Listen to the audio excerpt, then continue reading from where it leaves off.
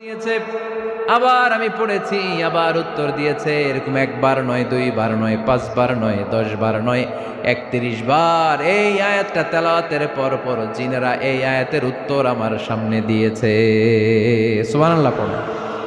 লা বিশাইইন মিন নিআমিকা রাব্বানা নুকাযযিবু ফালাকাল হামদু। We cannot deny any of your mercy and blessings. All praises to you. All praises to you. সব ক্ষমতার মালিক একজন, চিল্লায় বলতে হবে তিনি কে? তিনি হচ্ছেন আল্লাহ। সূরাতু আর রহমান, সূরার নাম কি? আরো জোরে বলেন। কোরআনের 55 নম্বর সূরা এটা। কত নাম্বার? আয়াত আছে 78টা। কয়টা? সূরাটা মাক্কি সূরা। কি সূরা? এবার প্রশ্ন করি, উত্তর দেন। এই সূরাটা কোরআনের কততম সূরা? 55। আয়াত কয়টা? 78টা। মাক্কি না মাদানী? মাশাআল্লাহ, এই তো আপনারা উত্তর করতে পেরেছেন। এই সূরাটার একটা চমৎকার নাম আছে। বাইহাকী শরীফে আল্লাহর হাবিব সাল্লাল্লাহু আলাইহি ওয়াসাল্লাম ইরশাদ করেন, ইন্না লিকুল্লি শাইইন আরুস ওয়া আরুসুল কুরআনি সূরাতু আর রহমান।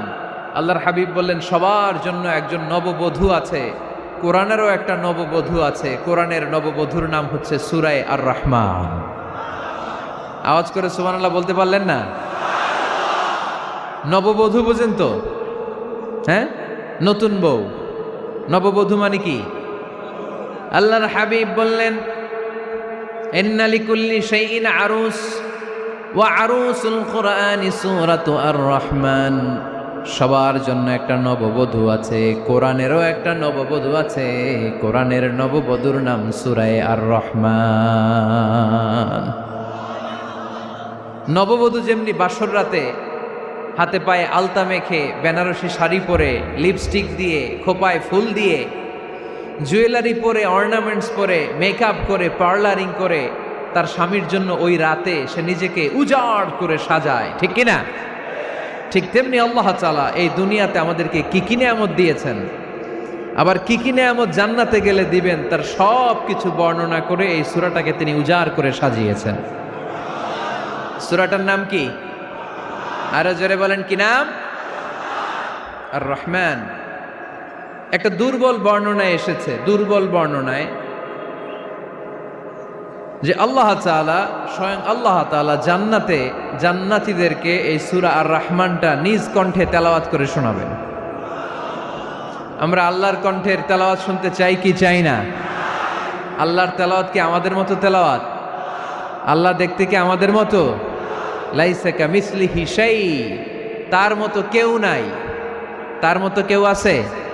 তার মতো কেউ নাই। তিনি তার মতো। তিনি কার মতো? তিনি তার মতো। লাইসা কামিসলিহি শাই। জান্নাতীরা যখন জান্নাতে ঢুকবে, আল্লাহ তাআলা প্রশ্ন করবেন, ও জান্নাতীরা, এই কোরআনে যত নাজ নেয়ামতের বর্ণনা দিয়েছিলাম তার সবগুলো কি তোমরা পাই টু পাই বুঝে পেয়েছো? জান্নাতীরা বলবে পেয়েছি। হঠাৎ এক জান্নাতি হাত তুলে বলবে, আল্লাহ একটা জিনিস তো পাই নাই। সবাই বলে পাইছি, তুমি পাও নাই। কি পাও নাই? কয় আমনেরই তো পাই নাই। সুবহানাল্লাহ পড়বেন না? আপনাকেই তো পাই নাই। সব দেখলাম, সব খাইলাম, সব দেখলাম, কিন্তু আপনারে তো দেখলাম না। আল্লাহ তাআলা তখন বিশাল জান্নাতের এক কনফারেন্স রুমে সবাইকে বসিয়ে আল্লাহর দিদার মানুষকে দেখাবেন। আল্লাহ তাআলা তার গোপন সৌন্দর্যকে সেদিন জান্নাতীদের সামনে প্রকাশ করে দিবেন। আল্লাহর হাবিব বসবেন ওই কনফারেন্স রুমে সবার সামনে। আল্লাহর হাবিবের পেছনে বসবে অন্যান্য নবীরা, তারপরে সোহাদা, সালেহীন, আউলিয়া সবাই বসবে ওই জান্নাতের কনফারেন্স রুমে। আমরাও যেন বসার জায়গায় পাই, আল্লাহ তুমি তৌফিক দিয়ে দিও। আল্লাহ তাআলা অনেকগুলো নূরের পর্দার পেছন থেকে নূরের ঝলকানি মারবেন। ওই ঝলকানি এক মুহূর্তের জন্য দিবেন। এক মুহূর্ত। কয় মুহূর্ত? 70,000 নূরের পর্দার কথা বলা হয়। এই বর্ণনাটাও দুর্বল। পর্দা আছে, কিন্তু কয় হাজার জানে কে? আল্লাহ। ওই পর্দা সরিয়ে আল্লাহ তাআলা সৌন্দর্যের বা নূরের ঝলকানির এক আলোকচ্ছটা জান্নাতীদের সামনে তুলে ধরবেন এক মুহূর্তের জন্য। কয় মুহূর্ত? আলোকচ্ছটা দিয়েই আবার নাই, আবার সরায় ফেলবেন। ওই এক মুহূর্ত দেখে জান্নাতীরা পাগল হয়ে যাবে, অপলক নেত্রে তাকিয়ে থাকবে, এইভাবে চোখের পলক ফেলবে না। চোখ মেলে তাকিয়ে আছে, কিন্তু সামনে কিন্তু আল্লাহর নূর আর নাই, কারণ ওইটা আসছিল কয় মুহূর্তের জন্য? এক মুহূর্ত পরে নাই। কিন্তু কি যে দেখলাম, কত সুন্দর! কোটি কোটি বছর এরকম অপলক নেত্রে জান্নাতীরা তাকিয়ে থাকবে। ইন্নাল্লাহা জামিলুন ইউহিব্বুল জামাল, আল্লাহ নিজে সুন্দর, সৌন্দর্যকে পছন্দ করেন। আল্লাহর চাইতে সুন্দর কিছু হতে পারে? চিল্লায় বলেন পারে?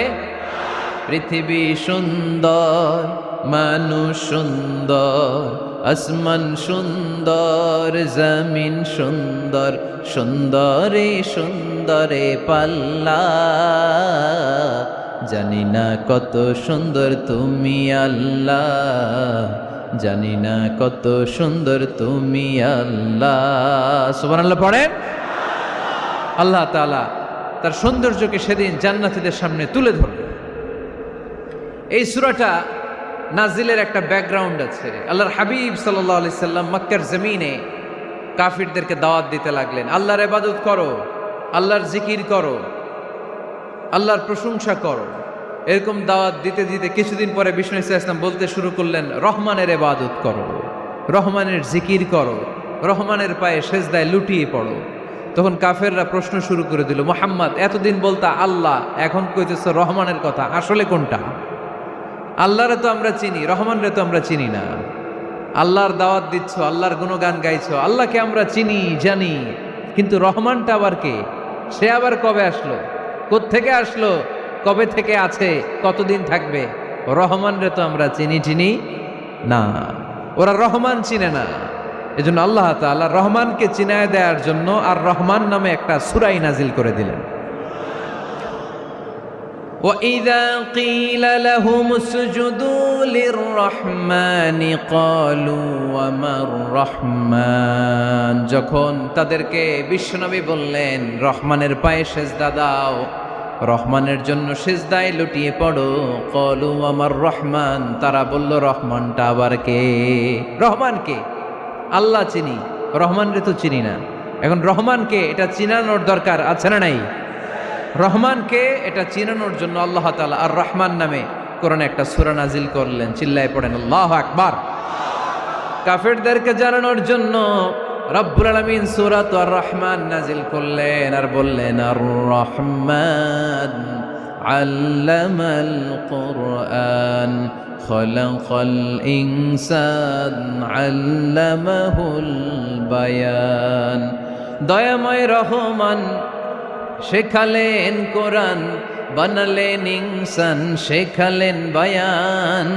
দয়াময় রহমান শেখালেন কোরআন, বানালেন ইনসান, শেখালেন বায়ান। দয়াময় রহমান শেখালেন কোরআন, বানালেন ইনসান, শেখালেন বায়ান। দয়াময় রহমান শেখালেন কোরআন, বানালেন ইনসান, শেখালেন বায়ান। আল্লাহু আকবার। আল্লাহ বলেন রহমানকে চিনো না? আর রহমান আল্লামাল কোরআন খলাকাল ইনসান আল্লামাহুল বায়ান। আমি হলাম রহমান, আমি দয়াময়, আমি মেহেরবান। আমার দয়ার কোনো শেষ নাই, আমার মায়ার কোনো শেষ নাই। আমার দয়া ভালোবাসা ছাড়া এই পৃথিবীতে কোনো কিছু হওয়া সম্ভব। ওয়াসিআত রাহমাতি কুল্লা শাই, সব জায়গায় আমার আল্লাহর রহমত আছে না নাই? আল্লাহর রহমত ছাড়া এক ফোঁটা বৃষ্টি আকাশ থেকে জমিনে ঝরে? আল্লাহর রহমত ছাড়া একটা গাছের পাতা মাটিতে পড়ে? আল্লাহর রহমত ছাড়া একটা শ্বাস আমরা ভেতরে ঢুকাতে পারি? আল্লাহর রহমত ছাড়া পৃথিবীতে কিচ্ছু সম্ভব না। চিল্লায় বলেন ঠিক কিনা? আমার আল্লাহর দয়া ভালোবাসা যে কত বেশি আমরা জানি না, আমরা জানি না। আরশের বুকে আল্লাহ বিশাল সাইনবোর্ডে লিখে রেখেছেন, সাবাকাত রাহমাতি গাদাবি, সাবাকাত রাহমাতি গাদাবি। এর মানে হচ্ছে আমার রাগের উপরে আমার দয়া বিজয় লাভ করেছে। সাবাকাত রাহমাতি গাদাবি, আমার রাগও আছে, আল্লাহর রাগ আছে না? আমার দয়াও আছে, আল্লাহর দয়া আছে না? আল্লাহ বললেন আমার রাগও আছে, আবার আমার দয়াও আছে, তবে জেনে রেখো আমার রাগের চেয়ে দয়া বেশি। আল্লাহর কোনটা বেশি? দয়া বেশি। আমাদের পাপ অন্যায় যত বড় হোক, মনে রাখবেন আল্লাহর দয়া তার চাইতেও বড়। নাকি ছোট? আপনি যত বড় পাপ করেন না কেন, আমাদের জন্য আল্লাহর পক্ষ থেকে দয়া আছে না নাই? বনি ইসরায়েলের এক লোক সিরিয়াল কিলার ছিল, খালি মার্ডার করত, সিরিয়াল মার্ডার। একটা, দুইটা, তিনটা, 10টা, 5টা করতে করতে করতে করতে 99টা মার্ডার করেছে। কয়টা? এই এলাকায় আছে নাকি এরকম কেউ? 99টা মার্ডার। কল্পনা করা যায়? 99 জন মানুষকে সে নিজ হাতে হত্যা করেছে। 99 মার্ডার করার পরে তার মনে ভয় আসলো, হায় রে, না জানি আল্লাহ আমার সাথে কেমন আচরণ করে আখিরাতে। আমার তওবা আছে কিনা কপালে জানি না, আমার তো ক্ষমা নাই, কি করব আমি? তো সে লোকজনদেরকে জিজ্ঞেস করলো, আমার ক্ষমা আছে কিনা, এটা কে বলতে পারবে? আমাকে আল্লাহ মাফ করবে কিনা? তারা সবাই বলল, এই এলাকায় এক আল্লাহর ওলি আছে, তার কাছে যাও। সে আল্লাহর ওলির কাছে যেয়ে বলে, ও আল্লাহর ওলি, আমি 99টা হত্যা করেছি, 99টা মার্ডার, আমার কপালে ক্ষমা আছে কিনা তুমি একটু বলো। আল্লাহর ওলি কই, কি বললা? 99টা মার্ডার? হায় হায় সর্বনাশ, তোর কোনো ক্ষমা নাই। এবার যে মার্ডার করছে ও কয়, আমার যেহেতু ক্ষমা নাই, তোরে বাঁচায় রেখে লাভ কি, তোরেও দিলাম শেষ করে। এবার সেঞ্চুরি করে ফেলাইছে। কথা বুঝতেছেন? আমার যেহেতু ক্ষমা নাই, তো তোরে বাঁচায় রেখে কি লাভ, তোরেও শেষ করে দিলাম। এবার সেঞ্চুরি। সেঞ্চুরি করার পরেও ভয় আসে না নাই অন্তরে? অন্তরে তো আল্লাহর ভয়, কই যাবে? খুঁজতে লাগলো কে সমাধান দিতে পারবে। একজন বলল, ওই এলাকায় একজন বড় আলেম আছে, ওই আলেমের কাছে যা। সে আলেমের কাছে যেয়ে বলে, আলেম, আমি 99টা হত্যা করেছি, এখন আমার বড্ড ভয় হয়, আল্লাহ আমারে মাফ করবে কিনা, তুমি একটু আমারে বলো। আলেম বলে, তোমার গুনাহ যত বড়ই হোক, আমার আল্লাহর দয়া তার চাইতেও বড়। তুমি কি পাপ করেছো, কি অন্যায় করেছো? তুমি জানো না আমার রব কত মেহেরবান, তিনি কত দয়ালু, তিনি ভালোবাসার আধার, তিনি করুণার আধার। তোমার পাপ অন্যায় যদি হয় খালের পানির সমান, বিলের পানির সমান, আমার আল্লাহর দয়া সাগরের পানির সমান। তোমার পাপ আর অন্যায় যদি হয় পাহাড়ের সমান, আমার আল্লাহর ভালোবাসার দয়া হচ্ছে আকাশের সমান।